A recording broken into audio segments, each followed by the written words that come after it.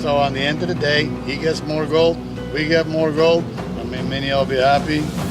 I'll just do what I'll do. In the icy heart of the Yukon, where dreams freeze before they shine, one man turned mud into gold and built a legend that would outlast the mines themselves. Tony Beets, the king of the Klondike. But now, shocking headlines claim that Tony and his son Mike Beets have been sentenced to life imprisonment. Fans are stunned, the mining world is in chaos, and social media is on fire. Could it really be true? Has the mighty Beets empire finally fallen? Or is there something far more twisted behind this rumor? Stay tuned, because what we uncovered about Tony Beets will leave you speechless.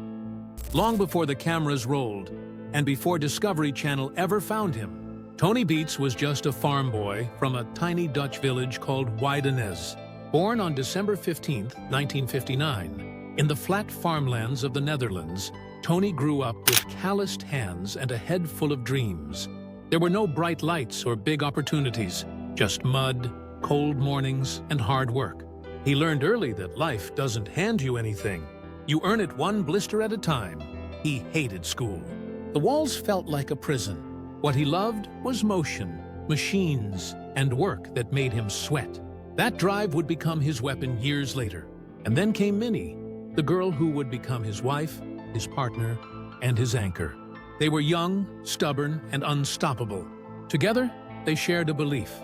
Comfort had to be earned, not handed out. So when whispers reached them of a place across the ocean, a land called Canada, filled with wide spaces and endless opportunity, they took a risk that would define their lives. In 1984, at just 24 years old, Tony and Minnie packed what little they had and left for Canada. No money, no safety net, just belief. Those first years were brutal. Tony worked construction, operated heavy equipment, and took any job he could find. Every dollar mattered, every mistake hurt. But then he heard a story about the Yukon, where men once chased gold through the frozen wilderness. Most people heard that story and laughed. Tony heard it and packed his truck.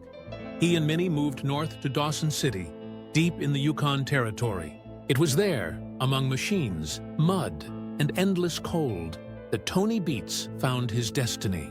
He started at the bottom, learning the ropes of gold mining, the mechanics, the dangers, the sleepless nights. But unlike many who came and went, Tony didn't quit. He learned faster, worked harder, and dreamed bigger.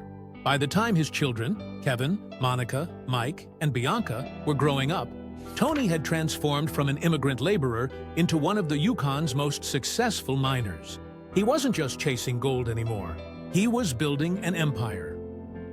In 2010, when Discovery Channel came knocking for a show called Gold Rush, Tony Beets was already a legend in Dawson City. But outside the mining world, nobody knew his name. The producers wanted drama, authenticity, and someone who could command the screen. They found all three in Tony Beets. At first, Tony refused. He didn't want cameras in his face. Mining was serious work, not entertainment. But eventually, the exposure and opportunity convinced him. When Tony Beets appeared in Season 2, everything changed. With his thick Dutch accent, booming voice, and no-nonsense attitude, Tony became an instant fan favorite. He was the anti-hero reality TV had been waiting for. He cursed, barked orders, and demanded perfection. Viewers loved it. Ratings exploded. Tony Beets became the king of the Klondike. But what fans didn't realize, what the cameras didn't always show, was that behind that iron exterior was a man fighting his own battles. In 2014, the legend cracked. During filming for Gold Rush Season 6, one of Tony's crew members poured gasoline into a dredge pond and set it on fire, a stunt they called the Viking baptism. Tony approved it. Cameras rolled. Flames lit the Yukon night. It made great television, but it broke real laws. Tony and his company, Tamarack Inc., had violated the Yukon Waters Act, dumping unsafe fuel into protected water. 3 years later, Tony was fined $31,000. His reaction was blunt. "Since I run the show, I guess I should have told him not to do it." To the world, it was just another fiery moment from the Yukon's toughest miner. But to those paying closer attention, it was something far more telling. A warning sign that Tony Beets didn't always believe the rules applied to him. He lived by his own code, one built on results, not regulations. And in his mind, if breaking a few rules meant striking more gold, so be it. Yet, while the law might have taken notice, Discovery Channel didn't care. Controversy meant attention, and attention meant ratings. And Tony Beets wasn't just part of the show. He was the show. But if the gold couldn't break him, his family almost did. Over the years, Gold Rush fans watched Tony's battles move from the dredges to his own home. His clashes with his children, especially Kevin and Mike Beets, became some of the most talked about moments in the series. Kevin, his eldest son, wanted to carve his own path, to step out from under his father's shadow and take control of his own mining operation in southeast Alaska. But Tony, ever the iron-fisted patriarch, wasn't ready to loosen his grip. Their arguments weren't staged or scripted. They were raw, real, and painful to watch, and eventually the tension snapped. Kevin walked away, leaving not just the family business, but his father behind. Then there was Mike Beets, who faced a different kind of pressure. Trying to live up to Tony's impossible expectations, Mike made a costly mistake. A $300,000 wash plant flipped under his command, and Tony's rage erupted on screen for the world to see. Viewers might have seen a dramatic episode, but behind the cameras, it was heartbreak. A father's disappointment crushing a son's confidence. To the outside world, it was entertainment. To the Beets family, it was another wound. And just when it seemed things couldn't get worse, April 2025 arrived. And with it, a storm of fiction. A shocking rumor swept through YouTube and TikTok, claiming Tony and Mike Beets had been sentenced to life imprisonment. Headlines screamed of a courtroom packed with reporters and of a mining empire built on deception and destruction. Fans were stunned. The story spread like wildfire, feeding off curiosity and chaos. But the truth behind it was something else entirely. But here's the truth. It was all a lie. No arrests, no trial, no conviction. Every word was part of a sensationalized hoax.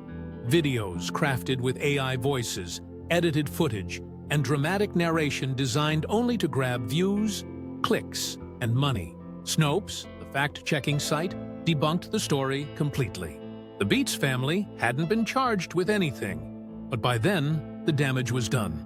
Thousands had already believed it. Tony Beets, the man who fought mud, machines, and the elements, was now fighting misinformation. And unlike gold mining, you can't dig your way out of rumors. So who is Tony Beets, really? He's not a saint, and he never claimed to be. He's tough, controlling, and sometimes impossible to work with. But he's also loyal, fearless, and relentless. He taught his kids that success isn't given, it's earned. He turned the frozen wilderness into a kingdom built on determination. Yes, he's clashed with fellow miners like Todd Hoffman and Parker Schnabel. Yes, his temper has cost him peace and maybe even relationships. But he's never faked who he is. Every explosion, every curse, every moment of triumph or failure, it's all Tony Beets. He built a dynasty in a place where most men would freeze and quit. And that's something no rumor can take away. 15 seasons later, Gold Rush remains one of Discovery Channel's most watched shows. And Tony Beets? He's still there, still yelling, still working, still proving that grit outlives glamour. His empire at Paradise Hill stands as proof of what raw determination can build. His children, whether by his side or striking their own paths, carry the Beets name, a symbol of resilience. And for all the chaos, fans keep watching. Because Gold Rush isn't just about gold. It's about family, ambition, and the fire that drives us to dig deeper. Tony Beets is that fire. The man who turned frozen ground into fortune, who showed the world that hard work still matters, even when the cameras stop rolling. So next time you see that grizzled face under a Yukon sky, remember this. Behind the roar and rage is a man who refused to quit. A man who left his homeland with nothing and built a dynasty from dirt. A man who may be flawed but never fake. Because legends aren't born perfect. They're forged 1 ounce, 1 fight, and 1 storm at a time. This is Tony Beets, the king of the Klondike. If you found this story inspiring, make sure to like, share, and subscribe for more untold stories of the people who built empires against all odds. Because here, we don't just tell stories, we uncover the truth behind the legend. Thanks for watching.